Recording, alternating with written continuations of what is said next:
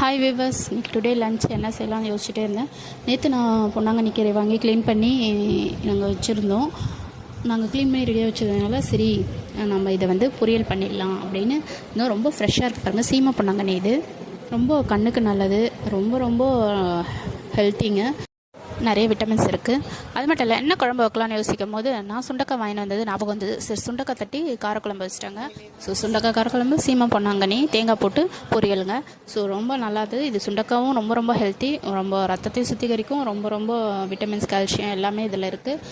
பிள்ளைகளுக்கும் கண்டிப்பாக கொடுக்கணும். ஸோ இதை கொடுத்துட்டு லஞ்ச் முடிஞ்சிச்சு. மார்னிங் பிரேக்ஃபாஸ்ட்டுக்கு நான் சட்னி அரைச்சிட்டேன், தோசை சட்னி. சீமை பொன்னாங்கண்ணி பாருங்கள் இவ்வளோ சூப்பராக வந்திருக்கு, நல்லாவும் இருந்ததுங்க. நாட்டு பொன்னாங்கண்ணி சாப்பிடலாம், சீமை பொன்னாங்கண்ணி சாப்பிடலாம், எல்லாமே கண்ணுக்கு நல்லது.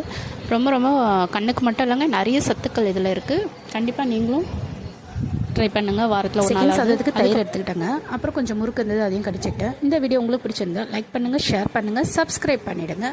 பாய் மக்கள்.